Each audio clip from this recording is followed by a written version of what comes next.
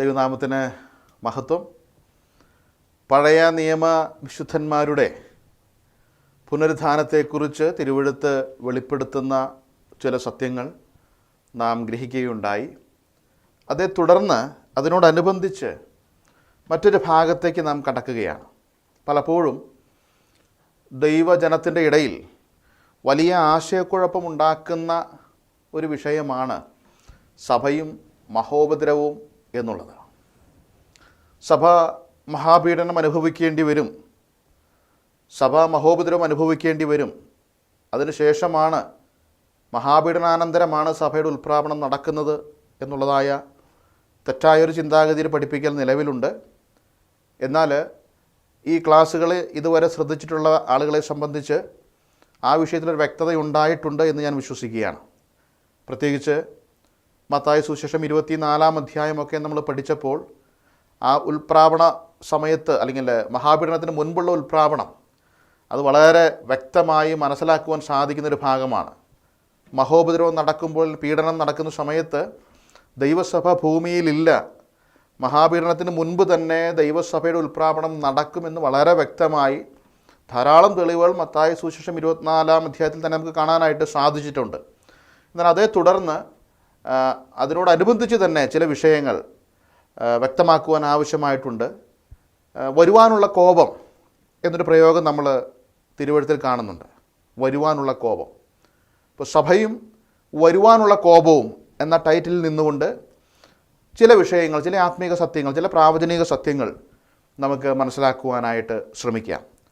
തെസ്സലോനിക്കർക്ക് എഴുതിയ 1-ാമത്തെ ലേഖനം 1-ാം അധ്യായം അതിൻ്റെ 9-ാമത്തെ വാക്യം ഞാൻ പ്രാരംഭമായിട്ട് വായിച്ച് കേൾപ്പിക്കാം. ഈ 9-ാമത്തെ വാക്യം ഇംഗ്ലീഷ് ബൈബിളിൽ 9, 10 വാക്യങ്ങളായിട്ട് 2 വാക്യങ്ങളായിട്ടാണ് നമുക്ക് കാണാൻ സാധിക്കുന്നത്.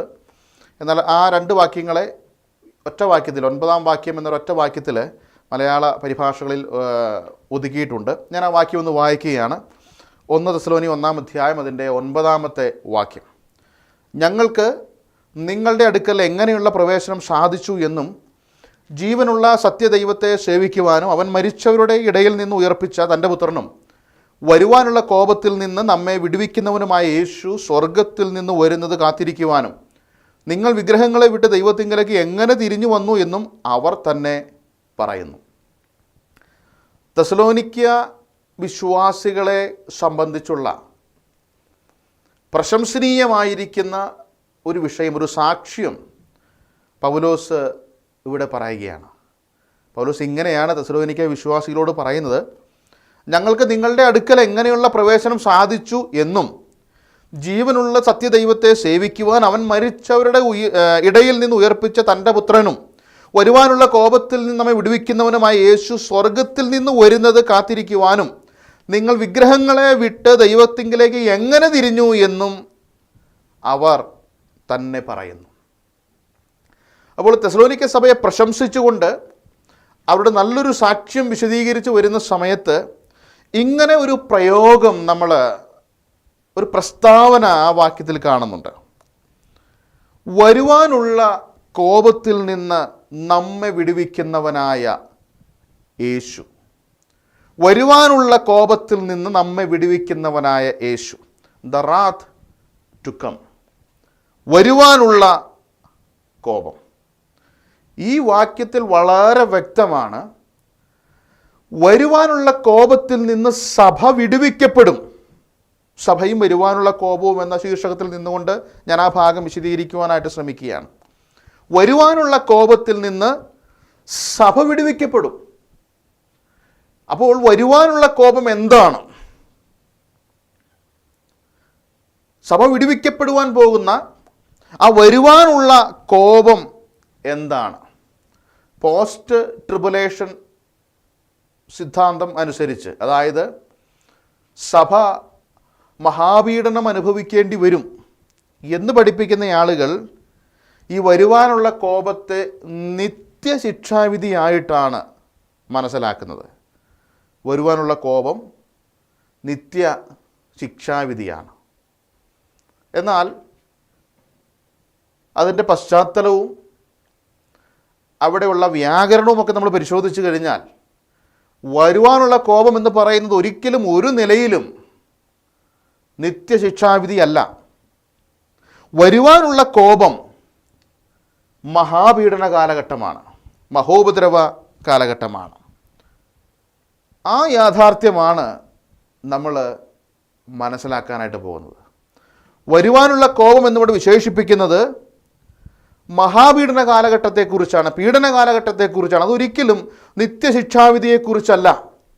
വരുവാനുള്ള കോപം മഹാപീഡനമാണെന്നും ആ വരുവാനുള്ള കോപത്തിൽ നിന്ന് ദൈവസഭ വിടുവിക്കപ്പെടുമെന്നുള്ളതായ വലിയ സത്യമാണ് തുടർന്നുള്ള ചില നിമിഷങ്ങൾ നാം മനസ്സിലാക്കാനായിട്ട് പോകുന്നത്.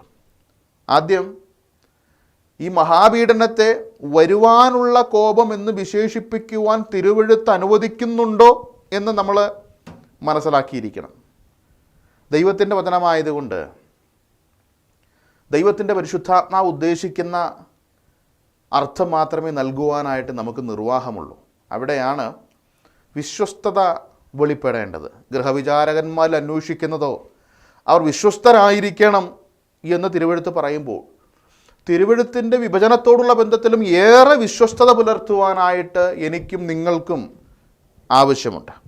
അപ്പോൾ തിരുവെഴുത്ത് എന്ത് പറയുന്നു? വരുവാനുള്ള കോപം അതെന്താണ്? തിരുവെഴുത്ത് എന്താണ് അതിനെക്കുറിച്ച് പറയുന്നത്? ഈ കോപം എന്നതിന് ഉപയോഗിച്ചിരിക്കുന്ന പദം ഓർഗെ എന്ന ഗ്രീക്ക് പദമാണ് കോപം എന്നതിന് ഉപയോഗിച്ചിരിക്കുന്നത്. ഈ വാക്ക് കോപമെന്നും ക്രോധമെന്നുമൊക്കെ വ്യത്യസ്തമായി പരിഭാഷപ്പെടുത്തിയിട്ടുണ്ട്. മനുഷ്യൻ്റെ കോപത്തെ കുറിക്കുവാനും ദൈവത്തിൻ്റെ കോപത്തെ കുറിക്കുവാനും ഒക്കെ ഓർഗെ എന്ന പദം ഉപയോഗിച്ചിട്ടുണ്ട്. കൊലോസ്യ ലേഖനം 3-ാം അധ്യായം 8-ാം വാക്യം, 1 തിമോഥെയോസ് 2:8 ഇവിടെയെല്ലാം മനുഷ്യരുടെ കോപത്തെ സൂചിപ്പിക്കുവാനായിട്ടും ഈ ഓർഗെ എന്ന പദം ഉപയോഗിച്ചിട്ടുണ്ട്. അതായത് കോപം എന്നതിന് സാധാരണയായി ഉപയോഗിക്കുന്ന ഒരു പദമാണ് ഓർഗെ എന്ന് പറയുന്ന ഗ്രീക്ക് പദം. കോപം എന്നതിന് സാധാരണയായിട്ട് ഉപയോഗിക്കുന്നൊരു പദം.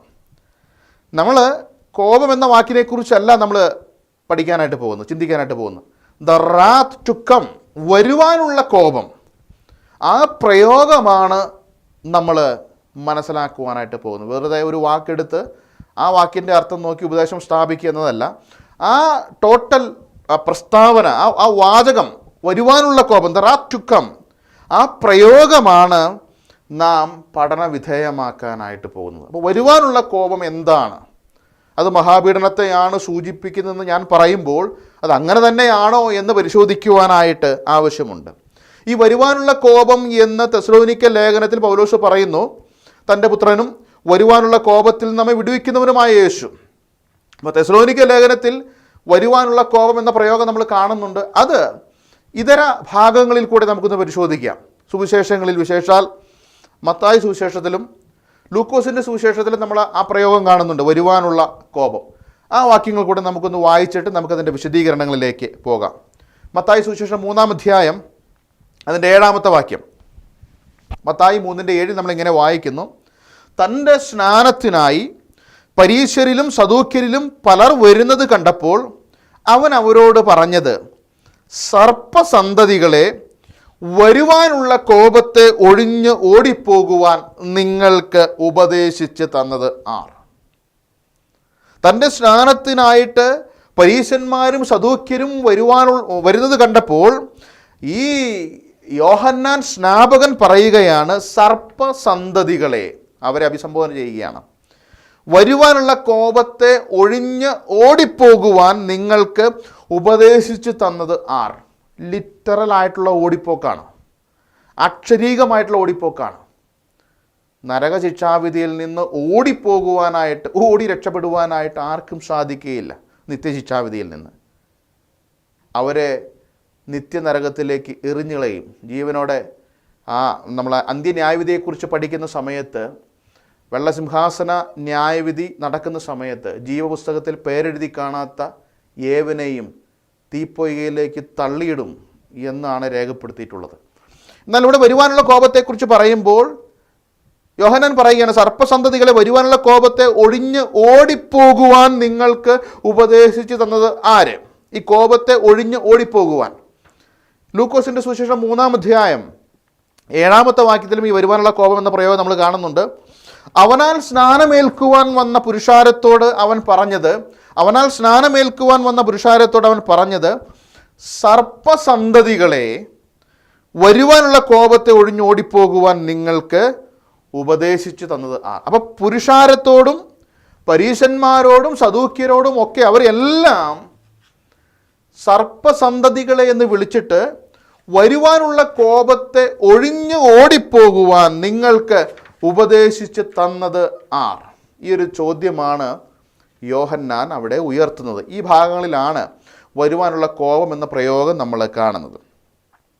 പുതിയ നിയമത്തിൽ യോഹന്നാൻ സ്നാപകനാണ് വരുവാനുള്ള കോപത്തെക്കുറിച്ച് ആദ്യമായി പരാമർശിച്ചത്.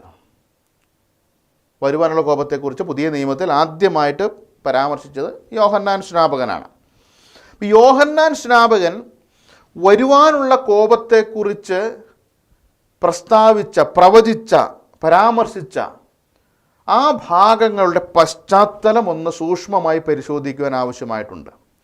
യോഹന്നാൻ വരുവാനുള്ള കോപത്തെക്കുറിച്ച് പരാമർശിച്ച പശ്ചാത്തലം നമുക്ക് ഒന്ന് സൂക്ഷ്മമായിട്ട് പരിശോധിക്കാം. യോഹന്നാൻ സ്നാപകൻ്റെ ശുശ്രൂഷയുടെ കാലഘട്ടത്തിനും 400 വർഷം പിറകിലേക്ക് നമുക്കൊന്ന് പോകുവാൻ ആവശ്യമായിട്ടുണ്ട്. വരുവാനുള്ള കോപം എന്ന് യോഹന്നാൻ പരാമർശിച്ച ആ കോപം എന്താണെന്ന് മനസ്സിലാക്കുവാൻ ആ പരാമർശിച്ച പശ്ചാത്തലം നമ്മൾ പരിശോധിക്കുമ്പോൾ അതിനുവേണ്ടി 400 വർഷം പിറകിലേക്ക് നമുക്കൊന്ന് പോകാം. യോഹന്നാന് മുൻപ്, അല്ലെങ്കിൽ പഴയ നിയമത്തിലെ അവസാനത്തെ പ്രവാചക ഗണത്തിൽപ്പെടുന്ന മലാക്കി പ്രവാചകൻ്റെ പുസ്തകം 4-ാം അധ്യായം അതിന് 5-6 വാക്യങ്ങൾ ഞാനൊന്ന് വായിക്കാം. മലാക്കി പ്രവചനം 4-ാം അധ്യായം അതിൻ്റെ 5-6 വാക്യങ്ങൾ. യഹോവയുടെ വലുതും ഭയങ്കരവുമായ നാൾ വരുന്നതിന് മുൻപേ ഞാൻ നിങ്ങൾക്ക് ഏലിയ പ്രവാചകനെ അയക്കും. മലാക്കിയുടെ വാക്കുകളാണ്. യഹോവയുടെ വലുതും ഭയങ്കരവുമായ നാൾ വരുന്നതിന് മുൻപേ ഞാൻ നിങ്ങൾക്ക് ഏലിയ പ്രവാചകനെ അയക്കും. ഞാൻ വന്ന് ഭൂമിയെ സംഹാര ശബ്ദം കൊണ്ട് ദണ്ഡിപ്പിക്കാതിരിക്കേണ്ടതിന് അവൻ അപ്പന്മാരുടെ ഹൃദയം മക്കളോടും മക്കളുടെ ഹൃദയം അപ്പന്മാരോടും നിരപ്പിക്കും. മലാക്കി പ്രവാചകന്റെ വാക്കുകളാണ്. യഹോവയുടെ വലുതും ഭയങ്കരവുമായ നാൾ വരുന്നതിന് മുൻപ് ഞാൻ നിങ്ങൾക്ക് ഏലിയ പ്രവാചകനെ അയക്കും. ഏലിയ പ്രവാചകന്റെ ഭാവി ശുശ്രൂഷയെക്കുറിച്ച് പ്രതിപാദിക്കുന്ന ഭാഗമാണത്. മലാക്കിയുടെ വാക്കുകൾ ഏലിയ പ്രവാചകന്റെ ഭാവി ശുശ്രൂഷ, ഏലിയാവ് വന്നിട്ട് ചെയ്യാൻ പോകുന്നത് എന്താണ്. അപ്പോൾ തൻ്റെ ഭാവികാല ശുശ്രൂഷയുടെ സമയം മലാക്കി എന്താണ് പറയുന്നത്? ഏലിയാവ് വരുമെന്ന് പറഞ്ഞിട്ട് ആ ഏലിയ പ്രവാചകന്റെ ഭാവികാല ശുശ്രൂഷയുടെ സമയം യഹോവയുടെ വലുതും ഭയങ്കരവുമായ നാൾ വരുന്നതിന് മുൻപ് ഞാൻ നിങ്ങൾക്ക് ഏലിയ പ്രവാചകനെ അയക്കും. മലാക്കി പറയുകയാണ്, യഹോവയുടെ വലുതും ഭയങ്കരവുമായ നാൾ വരുന്നതിന് മുൻപ് ഞാൻ നിങ്ങൾക്ക് ഏലിയ പ്രവാചകനെ അയക്കും. അപ്പോൾ ഏലിയാവ് വന്നിട്ട് ഏലിയാവിൻ്റെ ശുശ്രൂഷയുടെ രീതി എന്താണെന്നും കൂടെ മലാക്കി പറയുന്നുണ്ട്. ഞാൻ വന്ന് ഭൂമിയെ സംഹാര ശബ്ദം കൊണ്ട് ദണ്ഡിപ്പിക്കാതിരിക്കേണ്ടതിന് അവൻ ഏലിയാവ് അപ്പന്മാരുടെ ഹൃദയം മക്കളോടും മക്കളുടെ ഹൃദയം അപ്പന്മാരോടും നിരപ്പിക്കും. യഹോവയുടെ വലുതും ഭയങ്കരവുമായ നാൾ വരുന്നതിന് മുൻപ് ഏലിയാവ് വന്നിട്ട് അപ്പന്മാരുടെ ഹൃദയം മക്കളോടും മക്കളുടെ ഹൃദയം അപ്പന്മാരോടും നിരപ്പിക്കും. മാത്രമല്ല, മലാക്കി പ്രവചനം തന്നെ 3-ാം അധ്യായം 1-ാം വാക്യം വായിച്ചാൽ, എനിക്ക് മുൻപായി വഴി നിരത്തേണ്ടതിന് ഞാൻ എൻ്റെ ദൂതനെ അയക്കുന്നു. വഴി നിരത്തുക. ഇപ്പോൾ യഹോവയുടെ വലുതും ഭയങ്കരവുമായ നാൾ വരുന്നതിന് മുൻപ് ഏലിയ പ്രവാചകൻ വന്നിട്ട് അപ്പന്മാരുടെ ഹൃദയം മക്കളോടും മക്കളുടെ ഹൃദയം അപ്പന്മാരോടും നിരപ്പിക്കും. പോരാ, വഴി നിരപ്പു. എനിക്ക് മുൻപായി വഴി നിരത്തേണ്ടതിന് ഞാൻ എൻ്റെ ദൂതനെ അയക്കുന്നു. അപ്പോൾ വഴി നിരത്തുക, ഹൃദയങ്ങളെ നിരപ്പിക്കുക, ഈ 2 ശുശ്രൂഷയും ഏലിയാവ് വന്നിട്ട് ചെയ്യുമെന്ന് മലാക്കി പറയുകയാണ്. യോഹന്നാൻ ശുശ്രൂഷ വർഷങ്ങൾക്ക് മുൻപ് ശുശ്രൂഷ അവസാനിപ്പിച്ചതായിരിക്കുന്ന മലാക്കി പ്രവാചകൻ പറയുകയാണ്, യഹോവയുടെ വലുതും ഭയങ്കരവുമായ നാൾ വരുന്നതിന് മുൻപ് ഏലിയ പ്രവാചകൻ വന്നിട്ട് വഴി നിരത്തും, ഹൃദയങ്ങളെ നിരപ്പിക്കും.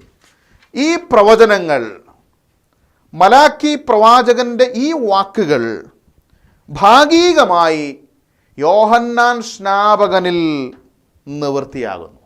ആ വാക്കുകൾ ശ്രദ്ധിക്കണം. വരുവാനുള്ള കോപം എന്താണ്, അത് മഹാപീഡനത്തെ തന്നെയാണ് കുറിക്കുന്നത് എന്ന് വിശദീകരിക്കുവാനാണ് ഞാൻ ശ്രമിക്കുന്നത്. അപ്പോൾ ഏലിയാവ് വരും എന്ന് പറഞ്ഞിട്ട്, ഏലിയാവിൻ്റെ ശുശ്രൂഷയെക്കുറിച്ച് പറഞ്ഞിട്ട്, വരുന്ന സമയത്തെക്കുറിച്ച് പറഞ്ഞിട്ട് ആ കാര്യങ്ങളൊക്കെ മലാക്കി വിവരിക്കുമ്പോൾ, ഞാൻ പറയട്ടെ, ആ പ്രവചനങ്ങൾ, മലാക്കിയുടെ പ്രവചനങ്ങൾ ഭാഗികമായി യോഹന്നാൻ സ്നാപകനിൽ നിവൃത്തിയാവുകയാണ്. അതിന് 3 തെളിവ് ഞാൻ നൽകാം.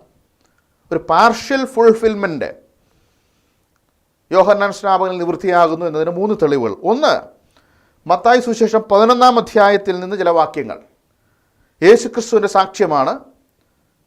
മത്തായി സുവിശേഷം 11-ാം അധ്യായം 7-ാം വാക്യവും 10-ാം വാക്യവും 14-ാം വാക്യവും വായിക്കുന്നു. മത്തായി സുവിശേഷം 11-ാം അധ്യായം 7-ാം വാക്യം, 10-ാം വാക്യം, 14-ാം വാക്യം.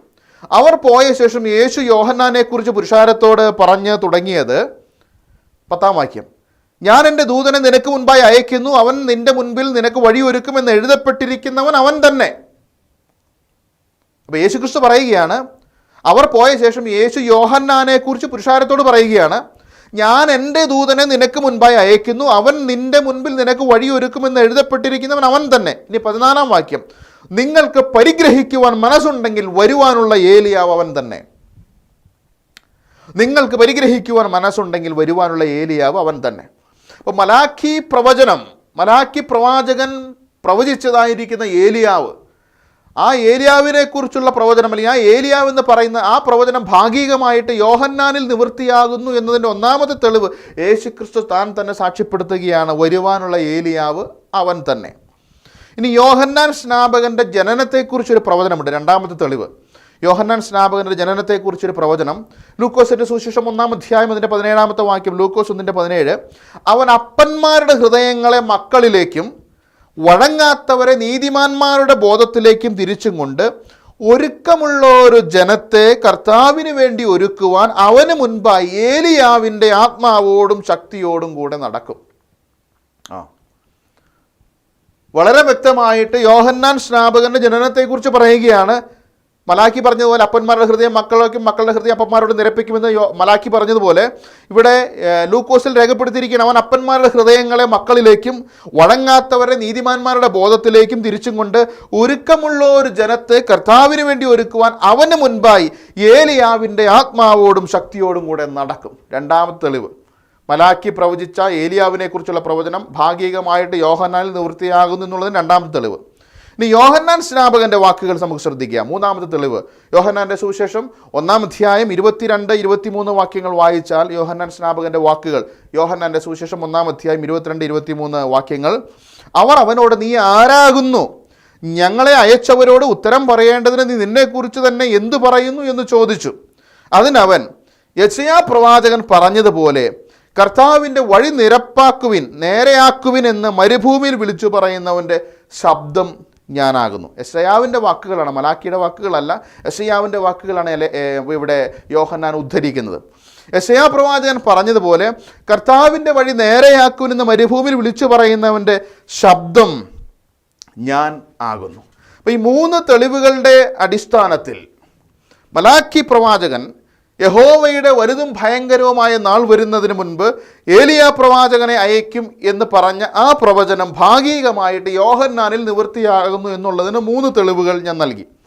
എന്നാൽ ഇവിടെ വലിയൊരു പ്രശ്നമുണ്ട്. നാം നേരിടുന്ന വലിയൊരു പ്രശ്നം, കർത്താവിന് മുൻപായി അവന് വഴിയൊരുക്കുവാൻ വന്നതാണ് താൻ എന്ന് സ്വയം സമ്മതിച്ച യോഹന്നാൻ സ്നാപകൻ താൻ ഏലിയാവല്ല എന്ന് തുറന്നു പറയുന്നുണ്ട്. ഞാൻ ഏലിയാവല്ല എന്ന് തുറന്നു പറയുന്നുണ്ട്. യോഹന്നാൻ്റെ സുവിശേഷം 1-ാം അധ്യായം 19 മുതൽ 21 വരെയുള്ള വാക്യങ്ങൾ ശ്രദ്ധിച്ചാൽ, യോഹന്നാൻ 1:19 മുതൽ 21 വരെയുള്ള വാക്യങ്ങൾ, നീ ആരെന്ന് യോഹന്നാനോട് ചോദിക്കേണ്ടതിന് യഹൂദന്മാർ യെരൂശലേമിൽ നിന്ന് പുരോഹിതന്മാരെയും ലേവ്യരെയും അവൻ്റെ അടുക്കൽ അയച്ചപ്പോൾ അവൻ്റെ സാക്ഷ്യം എന്തെന്നാൽ അവൻ മറുക്കാതെ ഏറ്റു പറഞ്ഞു, ഞാൻ ക്രിസ്തു അല്ല എന്ന് പറഞ്ഞു. പിന്നെ എന്താ, നീ ഏലിയാവോ എന്ന് അവനോട് ചോദിച്ചതിന് അല്ല എന്നുത്തരം പറഞ്ഞു. അപ്പം ഇവിടെ താൻ ഏലിയാവല്ല എന്ന് മറുക്കാതെ ഏറ്റുപറയുകയാണ്. കർത്താവ് പറഞ്ഞു, വരുവാനുള്ള ഏലിയാവ് അവൻ തന്നെ. യോഹന്നാൻ പറയുന്നു, ഞാൻ ഏലിയാവല്ല. ഒരു വൈരുദ്ധ്യമുണ്ടെന്ന് തോന്നിയേക്കാവുന്ന പ്രസ്താവനയാണ്. എന്നാൽ തിരുവെഴുത്തുകൾ ദൈവവിശ്വാസീയമായതുകൊണ്ട് ഇൻഫാലിബിളാണ്. അതിൽ തെറ്റുണ്ടാവുക അസാധ്യമാണ്, ഇമ്പോസിബിളാണ്. അപ്പോൾ കർത്താവ് പറഞ്ഞു വരുവാനുള്ള ഏലിയാവ് അവൻ തന്നെ. യോഹന്നാൻ പറഞ്ഞു ഞാൻ ഏലിയാവല്ല. അപ്പോൾ അതിനൊരു ബിബ്ലിക്കൽ സൊല്യൂഷൻ നമുക്ക് നൽകുവാൻ ആവശ്യമായിട്ടുണ്ട്. വരുവാനുള്ള ഏലിയാവ് അവൻ തന്നെ എന്ന് യേശുക്രിസ്തു യോഹന്നാനെ കുറിച്ച് പറയുമ്പോൾ ആ ഭാഗത്ത് ആ പ്രയോഗത്തോട് ചേർന്ന് ഒരു ക്ലോസ് കർത്താവ് വയ്ക്കുന്നുണ്ട്. അവിടെ ഒരു ഉപാധി പോലെ ഒരു കാര്യം കർത്താവ് പറയുന്നുണ്ട്. മത്തായി സുവിശേഷം 11:14 നിങ്ങൾക്ക് പരിഗ്രഹിക്കുവാൻ മനസ്സുണ്ടെങ്കിൽ വരുവാനുള്ള ഏലിയാവ് അവൻ തന്നെ. നിങ്ങൾക്ക് പരിഗ്രഹിക്കുവാൻ മനസ്സുണ്ടെങ്കിൽ, if you are willing to receive it, Young literal translation, if you are willing to accept it, revised standard version, നിങ്ങൾ സ്വീകരിക്കുവാൻ തയ്യാറാണെങ്കിൽ ഇവനാണ് വരാനിരിക്കുന്ന ഏലിയ. POC Bible. അപ്പോൾ യോഹന്നാൻ സ്നാപകനെ നിങ്ങൾ അംഗീകരിക്കുവാൻ തയ്യാറാണെങ്കിൽ, സ്വീകരിക്കുവാൻ തയ്യാറാണെങ്കിൽ അവനാണ് വരുവാനിരിക്കുന്ന ഏലിയാവ്. നിങ്ങൾക്ക് പരിഗ്രഹിക്കുവാൻ മനസ്സുണ്ടെങ്കിൽ, ഒരു ക്ലോസ് ആണ്, if you are willing to accept it, if you are willing to receive him, നിങ്ങൾ സ്വീകരിക്കാൻ തയ്യാറാണെങ്കിൽ ഇവനാണ് വരാനിരിക്കുന്ന ഏലിയാവ്.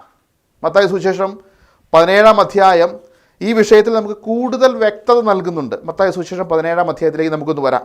കൂടുതൽ വ്യക്തത. ഞാൻ ഓർപ്പിച്ചല്ലോ, വരാനുള്ള കോപം അത് മഹാപീഡനമാണ് എന്ന് മനസ്സിലാക്കുവാനായിട്ടാണ് ഞാൻ ഇത്രയും വിശദീകരണങ്ങൾ മുന്നമേ പറഞ്ഞു വയ്ക്കുന്നത്. മത്തായി സുവിശേഷം 17-ാം അധ്യായത്തിൽ ഈ വിഷയത്തിൽ നമുക്ക് കൂടുതൽ വ്യക്തത. 17-ാം അധ്യായത്തിൻ്റെ 10 മുതൽ 13 വരെയുള്ള വാക്യങ്ങൾ. മത്തായി സുവിശേഷം 17-ാം അധ്യായം 10 മുതൽ 13 വരെയുള്ള വാക്യങ്ങൾ. 10-ാമത്തെ വാക്യം, ശിഷ്യന്മാർ അവനോട് എന്നാൽ ഏലിയാവ് മുമ്പേ വരേണ്ടതെന്ന് ശാസ്ത്രിമാർ പറയുന്നത് എന്ത് എന്ന് ചോദിച്ചു. 11-ാം വാക്യം, അതിനവൻ ഏലിയാവ് വന്ന് സകലവും യഥാസ്ഥാനത്താക്കും സത്യം. 12-ാം വാക്യം, എന്നാൽ ഏലിയാവ് വന്നു കഴിഞ്ഞു എന്ന് ഞാൻ നിങ്ങളോട് പറയുന്നു. ഏലിയാവ് വന്നു കഴിഞ്ഞു എന്ന് ഞാൻ നിങ്ങളോട് പറയുന്നു. എങ്കിലും അവർ അവനെ അറിഞ്ഞുകൊള്ളാതെ തങ്ങൾക്ക് തോന്നിയതെല്ലാം അവനോട് ചെയ്തു. ഔവണ്ണം മനുഷ്യപുത്രനും അവരാൽ കഷ്ടപ്പെടുവാനുണ്ട് എന്ന് ഉത്തരം പറഞ്ഞു. 13-ാം വാക്യം, അവൻ യോഹന്നാൻ സ്നാപകനെ കുറിച്ച് തങ്ങളോട് പറഞ്ഞു എന്ന് ശിഷ്യന്മാർ ഗ്രഹിച്ചു. അപ്പം മറുരൂപ മലയിൽ ക്രിസ്തുവിനോടുകൂടെ ഏലിയാവ് പ്രത്യക്ഷപ്പെട്ട അനന്തരം ആണ് ശിഷ്യന്മാർ ഈ ചോദ്യം ചോദിക്കുന്നത്. 10-ാമത്തെ വാക്യത്തിലെ ചോദ്യം, എന്നാൽ ഏലിയാവ് മുമ്പേ വരേണ്ടതെന്ന് ശാസ്ത്രിമാർ പറയുന്നത് എന്ത്? അപ്പോൾ മറുരൂപ മലയിൽ ക്രിസ്തുവിനോടുകൂടെ ഏലിയാവ് പ്രത്യക്ഷപ്പെട്ടതിന് ശേഷം ശിഷ്യന്മാർ ചോദിക്കുകയാണ്, ഏലിയാവ് മുൻപേ വരേണ്ടത് എന്ന് ശാസ്ത്രിമാർ പറയുന്നത് എന്ത് എന്ന് ചോദിച്ചു. അപ്പോൾ ഈ സമയത്തിന് മുൻപ്, ഈ സംഭാഷണം നടക്കുന്നതിന് മുൻപ് യോഹന്നാൻ സ്നാപകൻ കൊല്ലപ്പെട്ടിരുന്നു. മത്തായി സുവിശേഷം 14-ാം അധ്യായത്തിൻ്റെ 1 മുതൽ 12 വരെയുള്ള വാക്യങ്ങൾ വായിക്കുമ്പോൾ അത് വ്യക്തമാണ്. ഈ സംഭാഷണം നടക്കുന്നതിന് മുമ്പ് യോഹന്നാൻ കൊല്ലപ്പെട്ടിരുന്നു. അപ്പോൾ കൊല്ലപ്പെട്ടതിന് ശേഷവും കർത്താവ് പറയുകയാണ് ഏലിയാവ് വന്ന് സകലവും യഥാസ്ഥാനത്താക്കും സത്യം. 11-ാമത്തെ വാക്യത്തിൽ. അപ്പോൾ ഏലിയാവ് കൊല്ലപ്പെട്ടതിന് ശേഷവും കർത്താവ് വീണ്ടും യോഹന്നാൻ സ്നാപകൻ കൊല്ലപ്പെട്ടതിന് ശേഷവും കർത്താവ് വീണ്ടും പറയുകയാണ് ഏലിയാവ് വന്ന് സകലവും യഥാസ്ഥാനത്താക്കും സത്യം. യോഹന്നാൻ കൊല്ലപ്പെട്ട അനന്തരമാണ് പറയുന്നത് ഏലിയാവ് വന്ന് സകലവും യഥാസ്ഥാനത്താക്കും സത്യമെന്ന്. അതായത് മലാക്കി പ്രവാചകന്റെ വാക്കുകൾ, യഹോവയുടെ വലുതും ഭയങ്കരവുമായ നാൾ വരുന്നതിന് മുൻപേ ഞാൻ നിങ്ങൾക്ക് ഏലിയാ പ്രവാചകനെ അയക്കും. യോഹന്നാൻ സ്നാപകന്റെ ശുശ്രൂഷയിൽ ഈ പ്രവചനത്തിന് പൂർണ്ണമായൊരു നിവൃത്തി വന്നിട്ടില്ല, ഒരു ഭാഗിക നിവൃത്തി മാത്രം. കാരണം സകലവും യഥാസ്ഥാനത്താക്കുന്ന ഏലിയ പ്രവാചകനായിട്ട് യോഹന്നാനെ അവർ അംഗീകരിച്ചില്ല.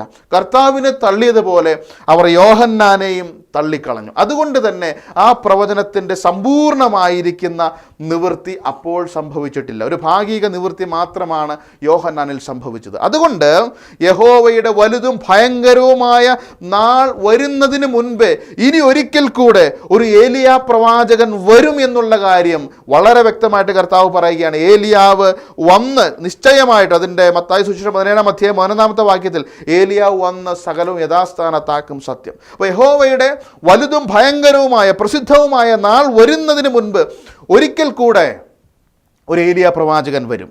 ആയതിനാലാണ് കള്ളക്രിസ്തുക്കൾ എഴുന്നേൽക്കുന്നതിനോടൊപ്പം പീഡനകാലത്ത് കള്ളപ്രവാചകന്മാർ എഴുന്നേൽക്കുന്നത്. ആകാശത്തുനിന്ന് തീയിറക്കി വലിയ അത്ഭുതം കാണിക്കുന്നത് കള്ളപ്രവാചകനാണ്. അത് കഴിഞ്ഞ ക്ലാസ്സുകളിൽ നമ്മൾ പരിശോധിച്ചതാണ്. അപ്പോൾ കർത്താവ് തുറന്ന് പറയുന്ന മത്തായി 17:12, എന്നാൽ ഏലിയാവ് വന്നു കഴിഞ്ഞു എന്ന് ഞാൻ നിങ്ങളോട് പറയുന്നു എങ്കിലും അവർ അവനെ അറിഞ്ഞുകൊള്ളാതെ തങ്ങൾക്ക് തോന്നിയതെല്ലാം അവനോട് ചെയ്തു, ഔവണ്ണം മനുഷ്യപുത്രനും അവരാൽ കഷ്ടപ്പെടുവാനുണ്ട്.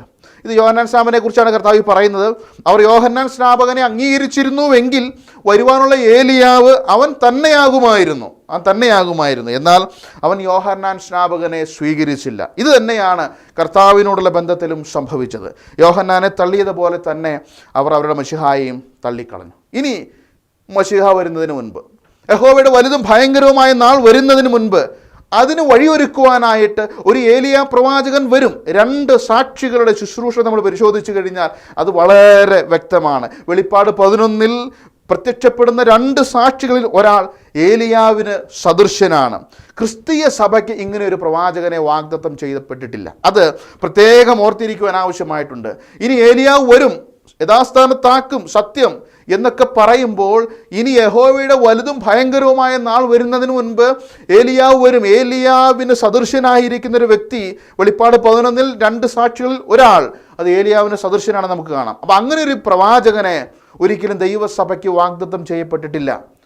ആ പ്രവാചകൻ വരുന്നതിന് മുൻപ്, ആ വലുതും ഭയങ്കരമായ നാൾ വരുന്നതിന് മുൻപ് ദൈവസഭ ഭൂമിയിൽ നിന്ന് മാറ്റപ്പെടുമെന്നുള്ളതിന് യാതൊരു സംശയവുമില്ല. ആ വലുതും ഭയങ്കരമായ നാൾ വരുന്നതിന് മുൻപ് ഈ വരുന്നതായിരിക്കുന്ന ഏലിയാവിന് സദൃശ്യനായിരിക്കുന്ന ഈ പ്രവാചകൻ നിശ്ചയം 2 സാക്ഷികൾ ഒരാൾ, യോഹന്നാൻ പ്രസംഗിച്ചതുപോലെ ഈ 2 സാക്ഷികളും പ്രസംഗിക്കുന്നത് തന്നെയാണ്, സ്വർഗരാജ്യം സമീപിച്ചിരിക്കയാൽ മാനസാന്തരപ്പെടുവിനെന്ന സന്ദേശം വീണ്ടും പ്രസംഗിക്കപ്പെടും. മത്തായി 24:14 നമ്മൾ വായിക്കുന്ന രാജ്യത്തിൻ്റെ ഈ സുവിശേഷം സകല ജാതികൾക്കും സാക്ഷ്യമായി ഭൂലോകത്തിലൊക്കെയും പ്രസംഗിക്കപ്പെടും, അപ്പോൾ അവസാനം വരും. യോഹന്നാൻ സ്നാപകൻ്റെ വാക്കുകളിലേക്ക് മടങ്ങി വന്നിട്ട് ഈ സെഷൻ നമുക്ക് അവസാനിപ്പിക്കാം. മത്തായി 3:7 നമ്മൾ വായിക്കുന്നു, തൻ്റെ സ്നാനത്തിനായി പരീശരിലും സദൂക്യരിലും പലർ വരുന്നത് കണ്ടപ്പോൾ അവൻ അവരോട് പറഞ്ഞത്, സർപ്പസന്തതികളെ, വരുവാനുള്ള കോപത്തെ ഒഴിഞ്ഞ് ഓടിപ്പോകുവാൻ നിങ്ങൾക്ക് ഉപദേശിച്ചു തന്നത് ആർ? അപ്പോൾ യോഹന്നാൻ സ്നാപകൻ പറയുന്ന ഈ വരുവാനുള്ള കോപം അത് ചൊരിയപ്പെടുന്നത് യഹോവയുടെ വലുതും ഭയങ്കരവുമായ നാളിലാണ് എന്ന് വളരെ വ്യക്തമായിട്ട് തിരുവെഴുത്തിൽ നമുക്ക് മനസ്സിലാക്കുവാനായിട്ട് സാധിക്കും. ഒരു വരുവാനുള്ള കോപത്തെക്കുറിച്ച് യോഹന്നാൻ പറഞ്ഞു. ആ വരുവാനുള്ള കോപം ചൊരിയപ്പെടാൻ പോകുന്നത് അത് യഹോവയുടെ വലുതും ഭയങ്കരവുമായ നാളിലാണ്. അതുകൊണ്ട് ഈ വരുവാനുള്ള കോപവും യഹോവയുടെ നാളും തമ്മിൽ അഭേദ്യമായിരിക്കുന്ന ഒരു ബന്ധമുണ്ട്. അനേക പഴയ നിയമ പ്രവാചകന്മാർ കർത്താവിൻ്റെ നാളിനെക്കുറിച്ച്, യഹോവയുടെ നാളിനെക്കുറിച്ച്, യഹോവയുടെ ദിവസത്തെക്കുറിച്ച് പറഞ്ഞിട്ടുണ്ട്. വരുവാനുള്ള കോപം ചൊരിയപ്പെടുന്നത് യഹോവയുടെ ദിവസത്തിലാണ് എന്നതിന് ചില തെളിവുകൾ യെശയ്യാ പ്രവചനം 13-ാം അധ്യായം 6-ാം വാക്യം, യഹോവയുടെ ദിവസം സമീപിച്ചിരിക്കൊണ്ട് മുറയിടുവിൻ, അത് സർവശക്തങ്കിൽ നിന്ന് സർവനാശം പോലെ വരുന്നു. യെശയ്യാവ് 13:9, ദേശത്തെ ശൂന്യമാക്കുവാനും പാപികളെ അതിൽ നിന്ന് മുടിച്ചു കളയുവാനും യഹോവയുടെ ദിവസം ക്രൂരമായി ക്രോധത്തോടും അതികോപത്തോടും കൂടെ. അപ്പോൾ യഹോവയുടെ നാളിലാണ് വരുവാനുള്ള കോപം ചൊരിയപ്പെടാനായിട്ട് പോകുന്നത്. സഫന്യാവിൻ്റെ പ്രവചനം 1-ാം അധ്യായം 14-15 വാക്യങ്ങൾ. 14-ാം വാക്യം, യഹോവയുടെ മഹാദിവസം അടുത്തിരിക്കുന്നു, അതടുത്ത് അത്യന്തം ബന്ധപ്പെട്ടു വരുന്നു, കേട്ടോ യഹോവയുടെ ദിവസം വീരൻ അതികഠിനമായി നിലവിളിക്കുന്നു. 15-ാം വാക്യം, ആ ദിവസം ക്രോധ ദിവസം, കഷ്ടവും സങ്കടവുമുള്ള ദിവസം, ശൂന്യതയും നാശവുമുള്ള ദിവസം, ഇരുട്ടും അന്ധകാരവുമുള്ള ദിവസം, മേഘവും മൂടലും ഉള്ള ദിവസം. വരുവാനുള്ള കോപത്തെ വിട്ട് ഒഴിഞ്ഞോടിപ്പോകുമെന്ന് പറയുമ്പോൾ ആ കോപം ചൊരിയപ്പെടാൻ പോകുന്നത് യഹോവയുടെ വലുതും ഭയങ്കരവുമായ നാളിലാണ്. വരുവാനുള്ള കോപം, ദ റാത്ത് ടു കം, വരുവാനുള്ള കോപം ചൊരിയപ്പെടാൻ പോകുന്നത് യഹോവയുടെ വലുതും ഭയങ്കരവുമായ നാളിലാണ്. അങ്ങനെയെങ്കിൽ യഹോവയുടെ വലുതും ഭയങ്കരവുമായ നാളിനെക്കുറിച്ചും ചില കാര്യങ്ങൾ നമ്മൾ ചേർത്ത് പഠിക്കുവാൻ, പരിശോധിക്കുവാൻ ആവശ്യമുണ്ട്. അടുത്ത സെഷനിൽ, അടുത്ത എപ്പിസോഡിൽ നമുക്കതിനെക്കുറിച്ച് പഠിക്കാം, പരിശോധിക്കാം. അതുവരെയും കർത്താവിൻ്റെ ചിറകിൻ്റെ മറവിൽ നാം സുരക്ഷിതരായിരിക്കട്ടെ. ദൈവനാമം ഇന്നും എന്നേക്കും വാഴ്ത്തപ്പെടട്ടെ.